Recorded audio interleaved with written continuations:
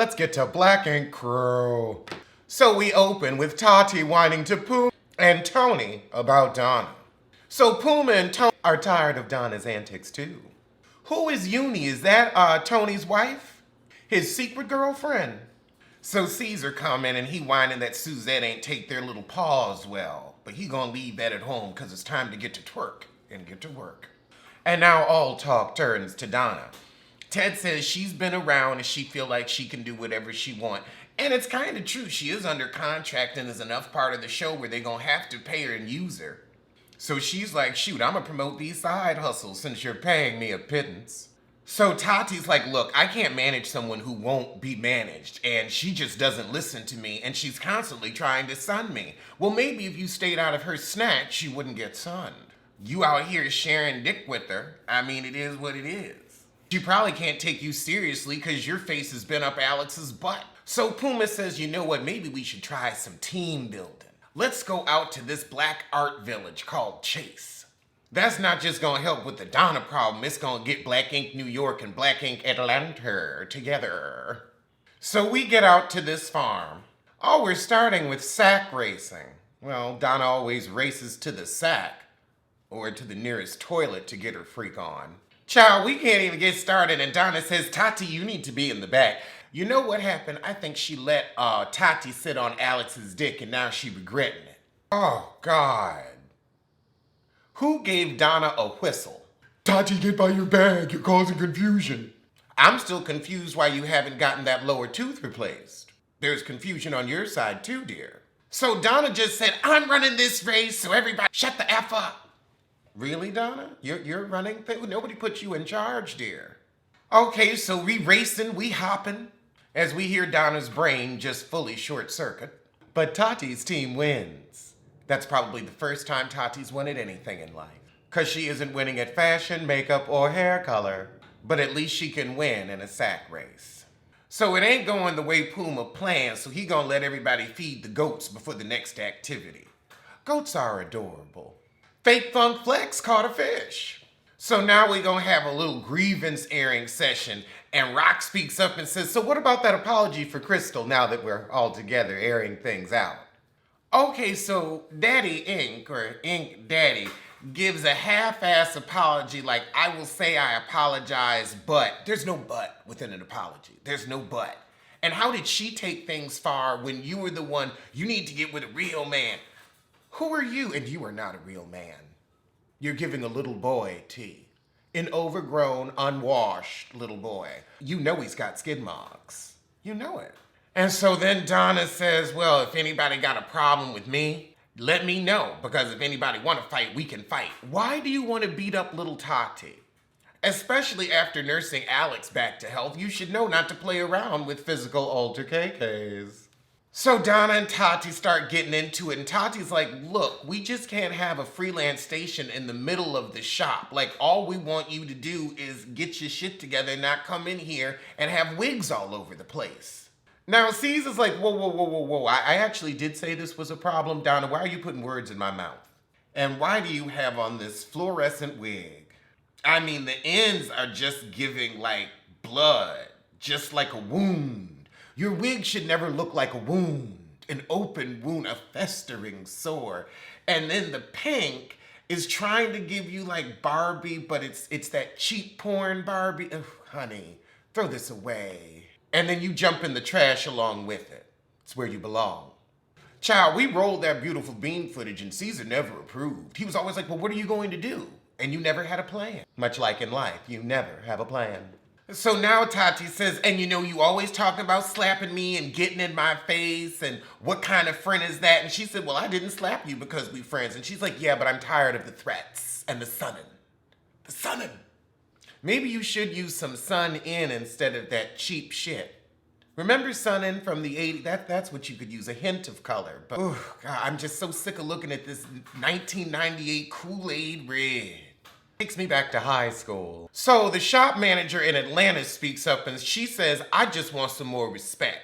And also Daddy Ink is her problem. Every time she tell him something, he's whining and moaning. And then Donna interjects, well, nobody knows what y'all are talking about, so just respect the manager. And then the producers get on her ass because her butt has been on her shoulders, and that's a big ass. So the producer says, do Donna and Tati have anything else to say? Now she's getting into it with production. You know nobody else has anything to say. You did this because you know. I mean, I don't really understand at this point what Donna's purpose is. It's like, either figure out what you're going to use your space for, but you're arguing for no reason. Now, Donna has a good point. She said, you don't want it to get physical, but I'm only putting up with so much verbal. I will say, I agree with that. I'm not going to let you just stand there and cuss me out for a quarter. Oh, okay, now we've got the lying executive producer. What I say about not getting physical, excuse me, ma'am. Ma'am, you're a producer on Black Ink Crew. This show has been physical since day one. I'm not about to hear we're above that bullshit now. Not when you eat off of the bullshit. Not when you're out here a Mona Scott Young in training. You're not about to tell me that you don't believe in them getting physical. Those bonuses pad your checks. We want to show you in a different way. No, you don't. No, you don't. It's been 9 years of the same shit. So the producer's saying, Donna, no one's setting you up. Girl, yes you are. And the truth is, without Donna acting like Donna, you've got a boring show. She is a shit starter, and we need it. I'm with Donna. Y'all do this every season. It's nothing new, and you all come back to the same arguments until you finally get somebody off the show. That's the way Black Ink Crew goes. And Donna's been your whipping girl, so don't talk about above it with me. So everybody breaks up. Donna's with Alex, and Caesar and Puma and Tony are together. And they wonder, how do we solve a problem like a Donna? How do you get a tramp to act right? She's giving up her twat over the toilet. What is wrong with, what's wrong with Alex's face? Like, I thought these were tattoos, but is Donna beating on you? What is this? Just smudges. Okay, Donna, you have a false memory of Caesar saying you could have a space. He never said that. He said y'all would figure it out when you said what you were going to do, which you never told him. Oh, God, Al. Okay, it was that football player stuff that was on his face, because now I see him in the confessional and it looks normal again, because I was like, what is that? But, Alex, you can't call her Big Mama anymore. You can't. It's going to make me throw up. And looking at you is difficult enough. A grasshopper tea. Ooh. C said, I don't think Donna's into growing right now. I think Donna's into being Donna, and you should never be into being Donna. Hold on. Donna, what do you mean now that it's time to stand behind you? You haven't given us a concrete business idea to stand behind. You're on your iffy, your maybe, your might, eyebrows and henna. I mean, those things do make money, and at least with henna, you can wash it off. But you don't have a plan. Since you just stopped tattooing, and the truth is nobody was going to you for tattoos anyway. Oh, God, and Alex is going to co-sign her bullshit. We're around a bunch of simple people who don't have your back. Well, you're simple and you do have her back. And as someone simple who should have her back, you can't simply see that she doesn't have a plan for anybody to support. Donna, what have you shown and proven? That you can't tattoo? That you can't make a plan? That you're an airhead? That you're toilet twat? Commode coochie? Pisser pussy?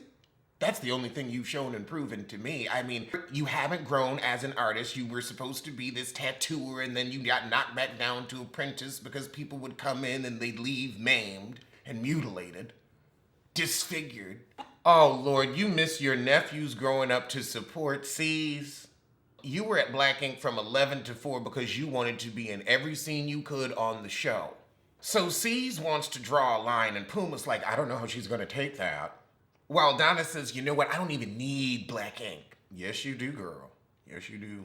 Oh, he said, look, if we can't get Donna to act right, Alex is going to have to go too. But the truth is, Alex, you're the barnacle to Donna's tugboat. You come together. So Caesar go to talk to Donna, and he says, we got to figure out what you're going to do with the space. And Donna says, well, I don't need the space then. Caesar's like, look, what can we do to help you? Because you do need help. Oh, God, so she's got her hairline, a clothing line. She's putting together a casting call for her models, and she's a pop singer and a rock singer. That T from Coming to America, you remember her? Caesar's willing to help her with her casting call, but he's like, we're not doing that at Black Ink. Why? Because it's going to disrupt business, and the skankadank-danks that are going to come in and model for you, We don't need them in the shop. Oh! Donna pushed Caesar. She said, so I can't use the room you rent out for 2 hours? He said, right. Oh my goodness. She gonna say, y'all have seen what I've been through for the past 10 years in the shop? I deserve respect. No, you don't.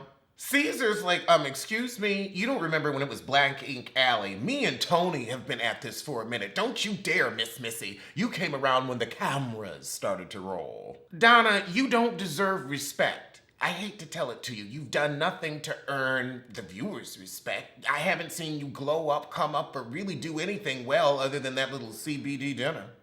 Caesar said it. Respect for what? What have you done? The truth is you've been a sore on the shop's anus for years. Oh, God. Donna's gonna say, I ran your shop. Donna, you can't run your life. You can't run the shop. Oh, God. Donna's gonna say, I'm an asset on the show. You're an ass on the show. The Black Ink team. What do you do? What do you add other than mess and fights? It's time to put her out to pasture, and she can take her bug with her. Caesar said, you want credit for being the worst tattoo artist in the history of Black Ink? I mean, really? You as bad as Van. So now we got Tati, Crystal, and Tony sitting around the table. And Tati's like, look, I just am sick of Donna feeling like she can beat me up all the time. So now Tony's breaking it down. He said, look, you have not been here since day one. You Googled us and tried to get on the show. But now Alex walks in. And Fake Funk Flex asks, how do you feel about yesterday? Tony said, look, you will never be a day one. We got rid of Walt, who also used to work in the shop for free. And look what we did to him. See, Tony always has that little evil streak in him. Look what you did to Alex when you snuck up and stole on him. Because you're a panty waste. Tony gonna say, Alex, is Donna okay mentally? Well, honey, she never got that bottom tooth fixed, so I'm gonna say no. But it's been a no. Oh, goodness, Alex said no, she's not okay mentally. Damn. He said, I'ma tell it like it is. So Tony's like, okay, now that I know it's a mental tea, let's just see if we can get her the help she needs. Because we trying to help. Oh, God, now we've got the B story with Rock and Crystal. I'm going to fast forward.